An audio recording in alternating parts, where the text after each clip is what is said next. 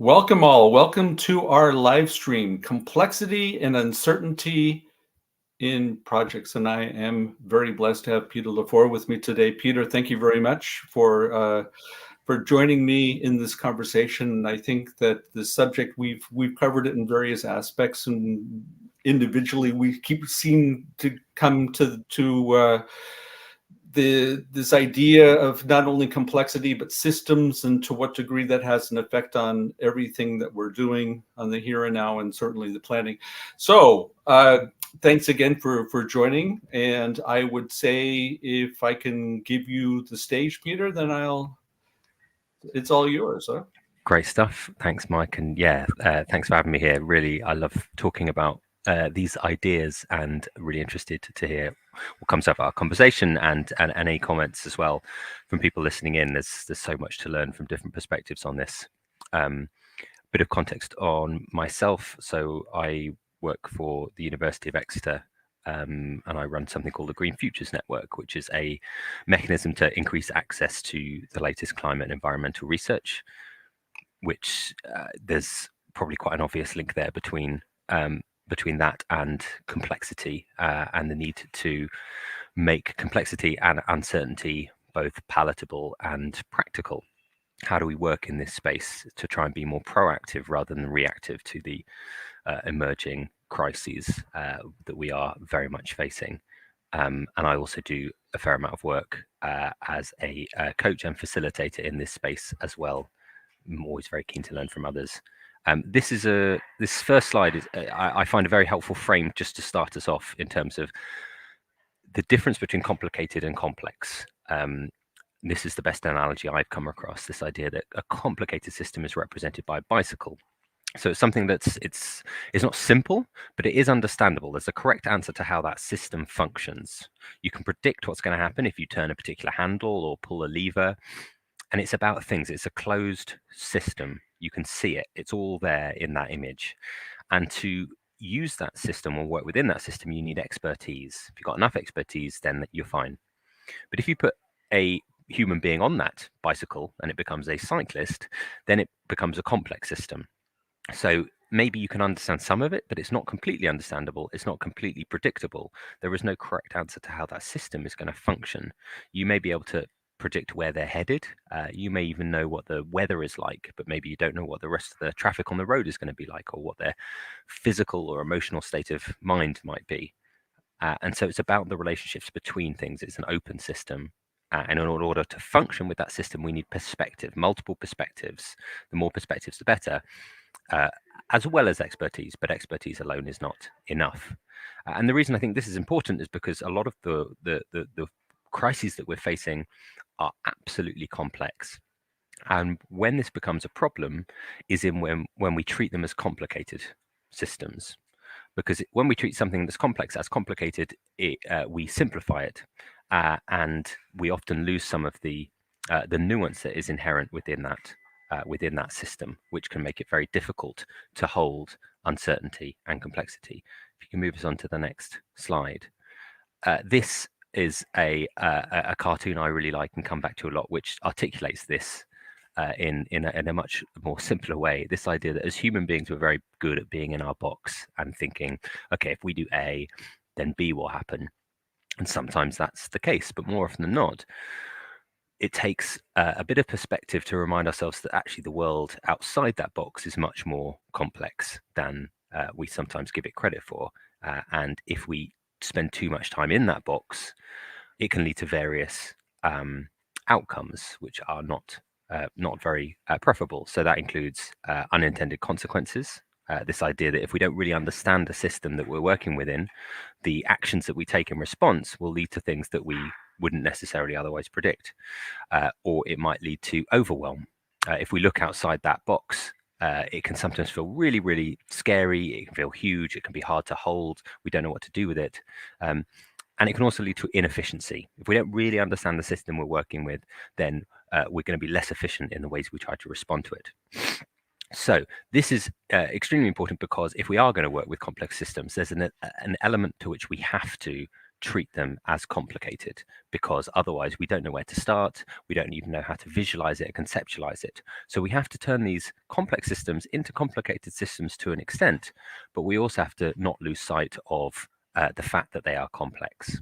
So Mike, if you can move on to the next slide. This is an example of how this starts to happen. And don't worry if this is too small to read. The details aren't important. What this is a graphic of risks associated with the climate crisis. And hopefully, Mike, you can put them back on the screen there. Yeah, great.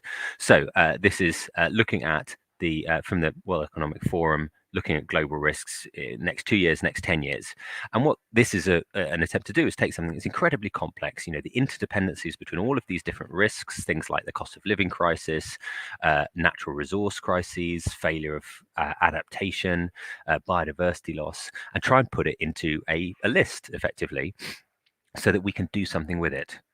But I would argue what happens here is that we lose a lot of the reality of what these things actually mean. And it's maybe not even complicated. This is maybe just simple. If you can move us to the next slide. This next graph is taking it a little bit further. So maybe this is not simple, maybe this is complicated. So it's a little bit overwhelming, this image, more of a systems map of looking at, okay, the climate hazards, the impacts, and then the potential consequences that might occur. But it's still taking an incredibly complex system and trying to make it complicated. So it's necessary up to a point, but we always need to keep in mind the fact that this doesn't represent the system. The system is much more complex than this, and there are infinite number of arrows and also so many other things feeding into the system and being impacted by this system. So there's an element to this which is, well, fine, we need to do something about it. We need to respond to these in some way. So is this enough? And one of the reasons that I think it's really important that we go a bit further in terms of trying to understand complexity is it goes beyond just visualizing these ideas and conceptualizing them to how we actually hold them. And this comes to the issue of accountability. If you can move us to the next slide. So accountability often manifests in a particular way within organizations when we're dealing with complexity. Accountability becomes synonymous with culpability or blame. And when that's what we associate accountability with, for example, who is responsible for this thing? Who is responsible for climate adaptation, for example? Then it can fall into responsibility and blame. And when it falls into that category, the natural response is deniability. Well, it's not my fault. I wasn't holding this. I'm not responsible for this. And then the behavior is avoidance. Okay, so we push that thing away and it falls between the gaps in our governance systems and our institutions. Whereas on the other side, the invitation, the opportunity emerging is rather than feeling accountable to this and that being a heavy thing to hold, being, well, this gives us ownership. If we have accountability to respond to these complex systems in the best way possible, we can actually own these and acknowledge there's no one right answer to them, but there is a way through that allows us to act with decisiveness. That is the behavior that we see. I can take responsibility for this. It doesn't mean it's my fault, but I can act, and action being the output from that. And that is really what we need. If you move to my last slide, and this is a murmuration of starlings. There's plenty of lovely videos of these if you're not so familiar with them.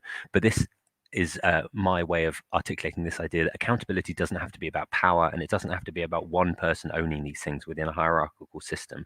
Collective accountability is an incredibly powerful idea. And when we're dealing with complex systems, collective accountability is really the only way of responding to them in a way that doesn't oversimplify or undercomplicate the reality of the systems that we're working with. So really looking forward to getting into some of that in a bit more practical detail of what that actually means. But with that overview, I'll hand back over to you, Mike. Well, we'll keep you here, Peter, because I have some thoughts, and I'd be keen on your opinion. When we talk about risks, very often I've noticed through various conversations that people immediately think that it's negative, very much tied to those elements that you referred to. But in actuality, risk only means an unknown event. So the real problem is that we have fear of the unknown. Absolutely. And I totally hear what you say about risk. We have definitely socialized that word to a certain extent. And that brings up to me an interesting example within institutions so I work a lot with trying to help organizations, governments, communities understand climate science and data.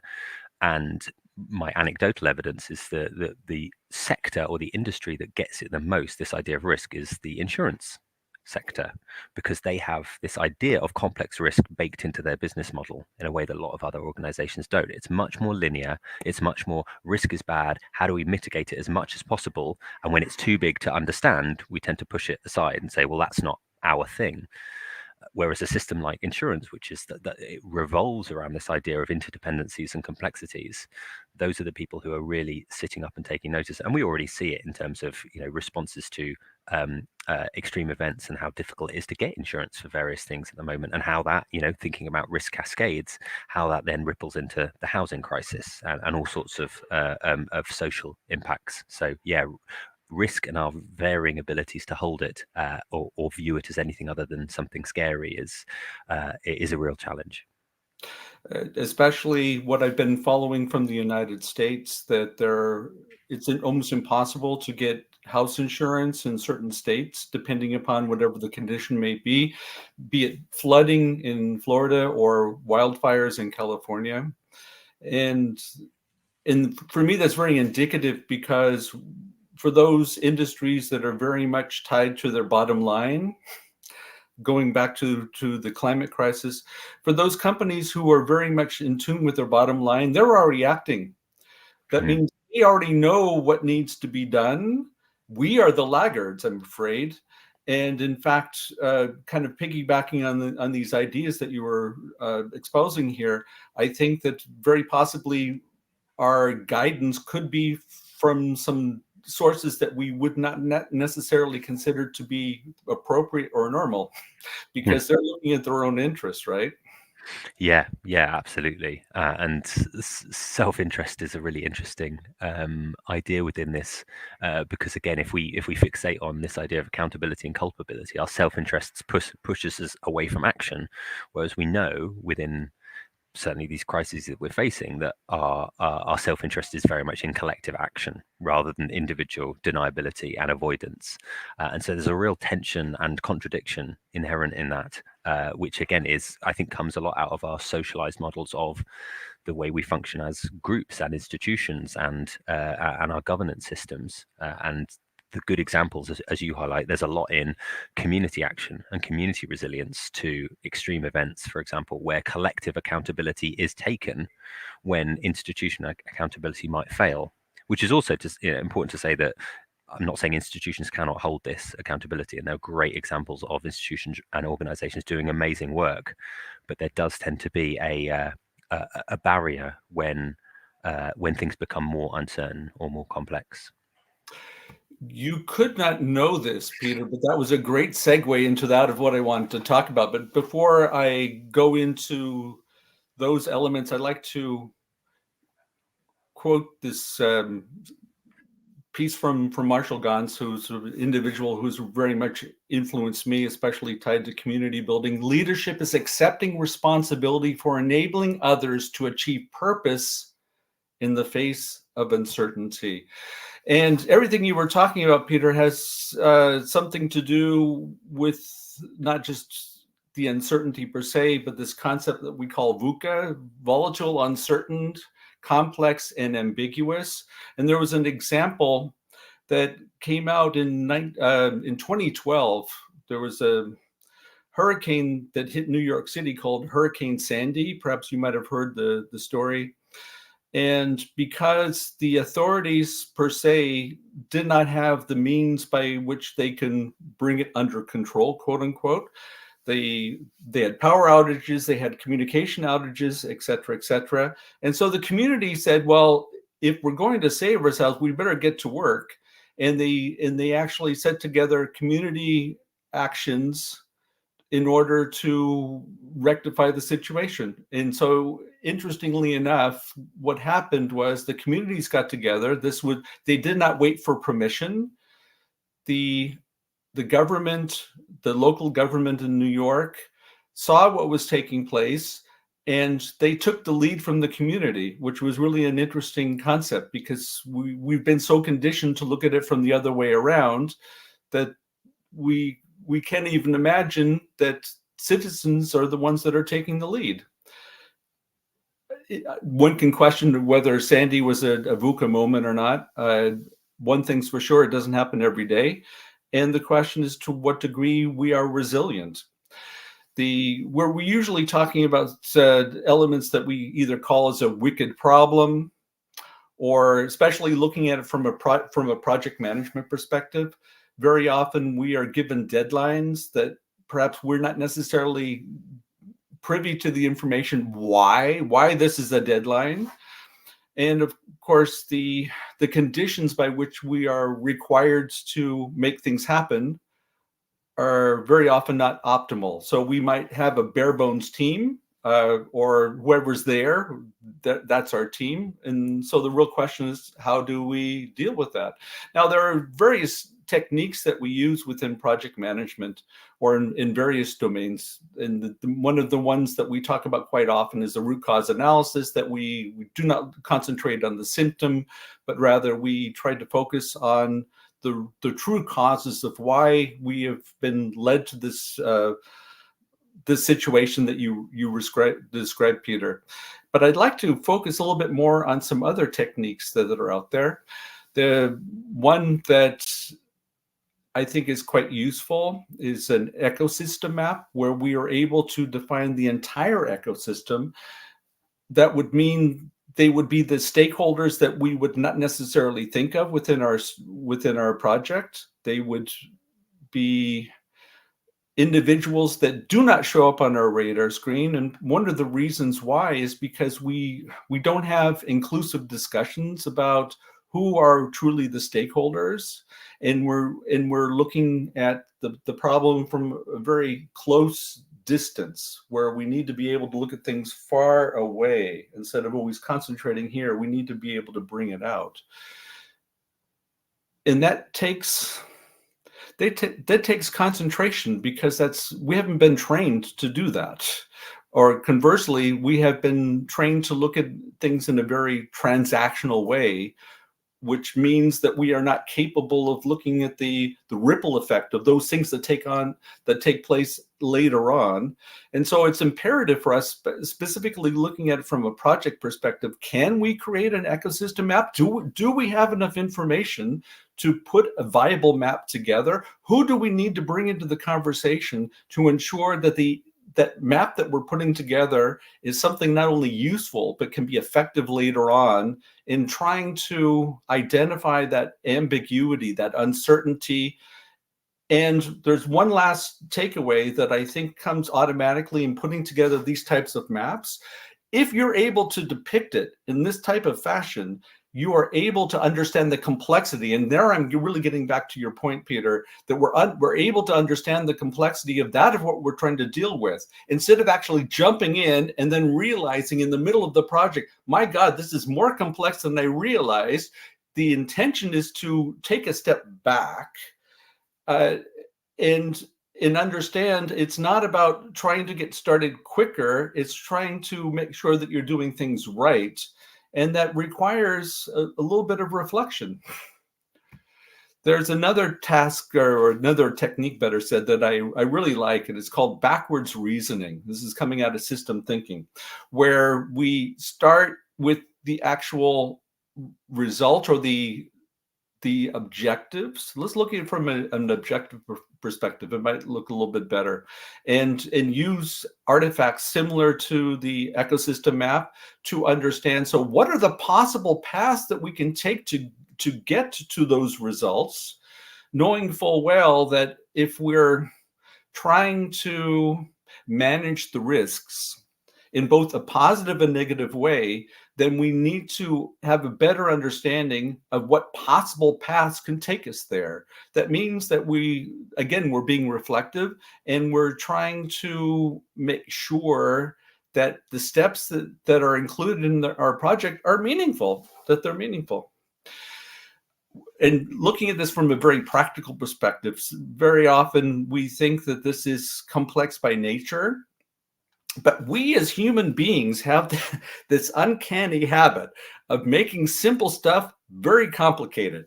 And here I thought it would be good to take advantage of us being together and allude to certain situations that I've run across quite often. that very possibly what what you're confronted with and the reason why you're confronted with it have nothing to do with each other. So very often in projects, I would be confronted with a date that the project should end.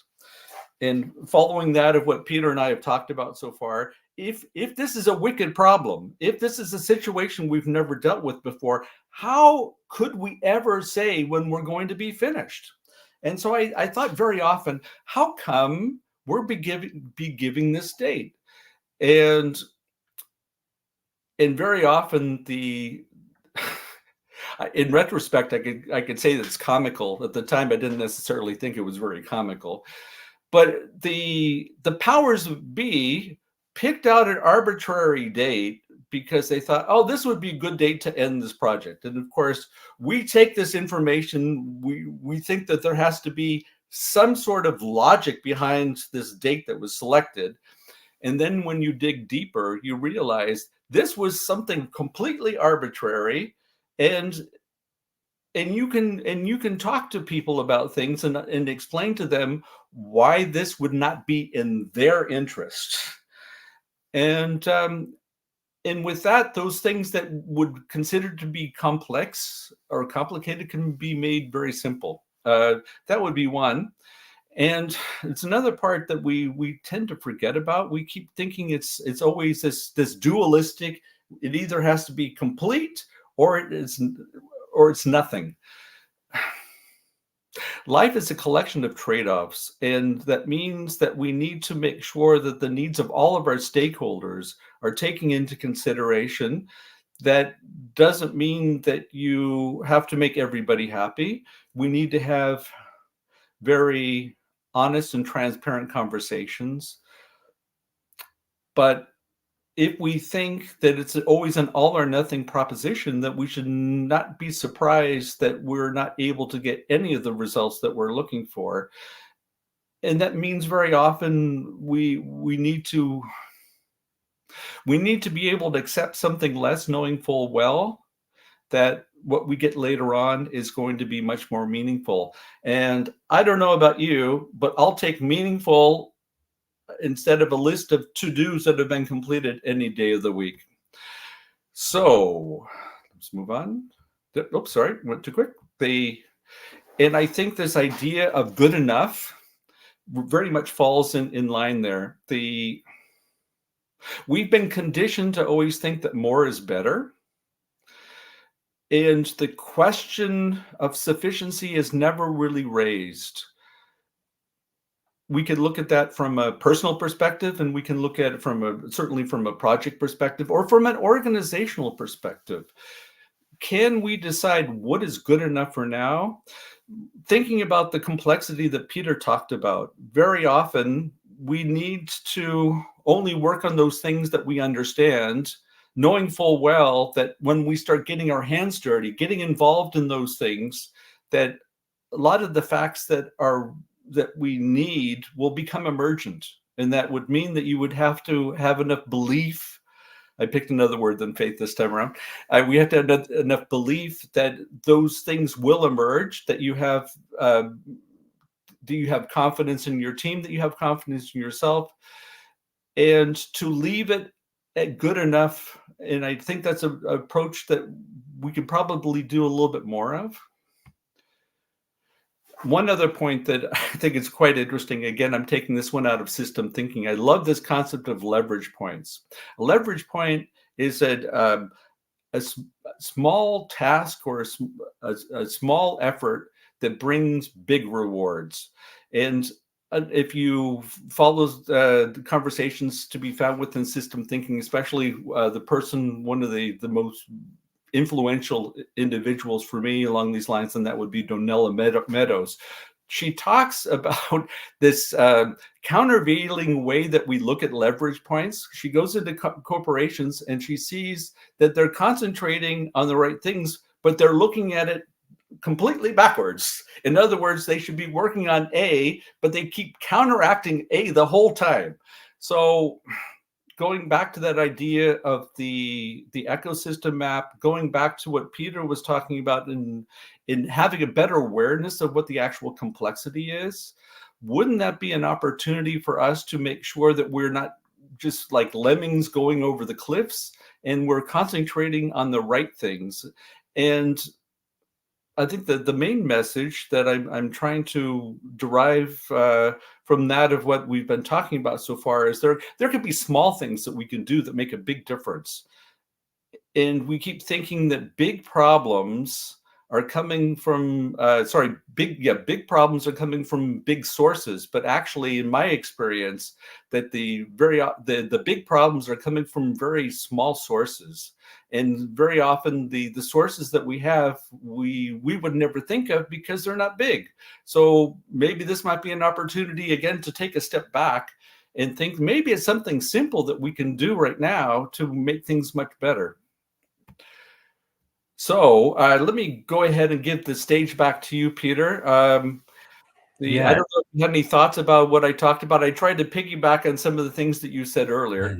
that was great, and I'm glad this slide is up because it's a very good segue. A lot of what you said, and I'm also noticing one of Tony's comments in the chat about getting people to move in the right direction, and you know what's in my interest, what's in other people's interests, and that last point you said about how we counteract ourselves, particularly when risk is at play, and we have a natural tendency against risk, and oversimplifying is a response to risk. It's a fear response that's probably evolutionary researchers could tell us a bit more about than I can, but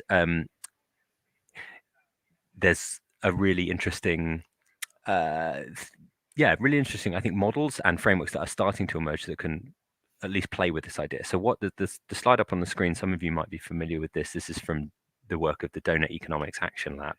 So Donut Economics is a fantastic model that is an attempt to hold complexity, an attempt to make it complicated, but in a way that doesn't lose sight of its complexity. And one of the things it speaks to that really came up for me in what you were saying, Mike, was this idea that there is no perfection in complexity. Every action will have a negative outcome somewhere, and it might not be negative for everybody, and the positive outcomes won't be positive for everybody. And so many problems emerge when we don't hold that in our minds. And what this slide is from their work on the deep design of business. Like, how do you take those ideas and bring them into business, which have really rigid governance systems, and similarly to many institutions. And the thing I'm sharing is a model I've borrowed on heavily when talking to small, local, but also multinational, global institutions and corporations. This idea that okay, so that thing of, well, you might want to do this, that you might know the best thing for climate change or social crises is to do this thing, but it's going to impact your profits. It's going to impact your sustainability as an organization. When every pound or dollar counts, that's really difficult. What I think this model is starting to articulate really well is this idea that we need regenerative systems. Okay, so the idea of a degenerative system, this idea that we take something, we use it, we throw away. It's a very linear idea. It's entirely socialized. Like nothing in the natural world exists like that. And we need to be regenerative. We need to be regenerative because we know we're already overshooting many of our planetary boundaries. We know when people are in poverty everywhere in the world, and things need to be better than they are. So this idea of what's in my interest as an individual or as an organization, we need to shift that away from thinking currently it's based on a really limited, oversimplified view of the systems that we are dependent on. And we draw a nice little box around our organization. Here are the materials we need. Here's the thing that we do. Here's what happens as a result. And we're looking at it as a closed loop system, like the bicycle. Even if we're looking at circular economy, we tend to oversimplify and make it as closed loop as possible. When the reality is we are so dependent on so many things that are constantly invisible, from things like the state of the roads to, well, if there's a pandemic and our staff can't get to work or our customers can't use our service, that is going to impact us. And we are constantly dependent on this system that is being degenerated. So what we need to get to is a system where our work, the thing that we do, yes, it supports us, but it also regenerates this system that we're dependent on, and that can't happen overnight. And it often exists in counterpoint to a lot of the other pressures we have on our systems. But I think for me, that really speaks to this idea of how do we start getting to that, and what models exist out there that can support us on that process. Because that, I think, is the reality of how we respond to complexity and how we respond to uncertainty, is that we constantly build our own resilience and regenerate ourselves and keep building. Coming back to that idea of perspective, that's what we need to be able to handle these systems. Keep building our perspective of what are these things that we're dependent on, what is our role in this system, and breaking through that myth of, well, if we just exist on our own little circular closed loop bubble, then everything will be fine, because more and more the evidence is telling us that is wildly untrue. Two thoughts to what you just talked about, Peter. You didn't use the phrase counterintuitive, but you alluded to it in numerous ways.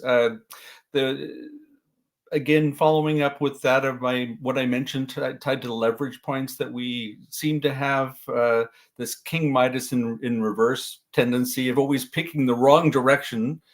And part of it is very much tied to perspective, our own perspective. And that would be the second point I'd like to raise, that I've run across this quite often within organizations and various people that I deal with, that they only think about what they can do themselves. In other words, if they can't do it, it's not doable. But what they are not capable of doing is imagining, one, that somebody else might be able to do it, that somebody else might have talents that you don't have that could actually make it. And it would be very easy for them too. It would be so easy, but you don't think about them, so it doesn't happen. And it's that transition that we need to make from me to we. And that's the most difficult thing that we have. We see this this travesty going on right now, and in Dubai. And sorry, that was a political statement, but the fact is that it's a collection of individuals that believe that only their interests can act in isolation, and they don't understand the interdependency that was very clear in everything you were talking about, Peter. If we're not capable of understanding the interdependency, and understand that it goes beyond not only what we can do as individuals, but rather we need to change the mindset and how we look at these things, that unless we're able to do that, we're not going to make any progress. We're clearly not going to make any progress. Yeah, and you can see that pattern playing out, I think, all around the world, particularly I think in kind of Western society. That idea of, yeah, if I can't do it, it can't happen, to me speaks to our linear ways of thinking of and accountability. Well, if I'm accountable for something, if I can't directly control how it happens, I'm culpable. I'm going to get blamed for that thing. Whereas where we need to be is, I'm going to resource the system. If I can't do it directly, I will resource the system, and we have to trust that that thing will happen. And trust is really, really difficult within our institutions, particularly from a governance perspective. How do we conceptualize trust? And there are ways that we do it, I think, to limiting degrees of success. But yeah, that is ultimately what we have to do, and what we already are doing. We just don't call it that. We're so good as human beings at dealing with complexity, dealing with emergency, uncertainty, emergence, letting go of control. It's just, as soon as we become conscious of it, it's like the Wile E. Coyote running off the edge of the cliff. And as long as he doesn't look down and see that he's not running on the cliff anymore, he's fine. But as soon as we look down and realize we're acting intuitively, and we're acting with the idea that things will change and things are emergent, we become really self-conscious, and it becomes very difficult to do. And that's absolutely tenfold, infinitely increased when we are in an institution, with the kind of the collective responsibility and the collective risk processes we have there. So we know we can do it, and some institutions and organizations do it really well with regenerative and distributive governance and responding to risk, but it is a challenge. Maybe there's something to be said about that word that I used before we went live today, the word faith. Because I think you just came up with a very good definition without even perhaps being very cognizant of that. So, Peter, I get to give you a hard time every once in a while. It keeps me. I have an interesting relationship with faith, but I think certainly trust. There's something about faith to me that speaks to a passivity, maybe, which is I wouldn't expect anyone else to agree with. It's entirely subjective. Whereas there's something about kind of active trust of I'm going to resource this system, and this system will. Maybe I wouldn't agree with every decision the system makes collectively, but if I resource this system, it will help me and it will help everything else. And so it's a bit more active than I think how faith can sometimes manifest. Very, very interesting. Then I'm still thinking of an alternate word. I tried in you throwing in the word belief. Is that something that we have in each other? Is it called belief?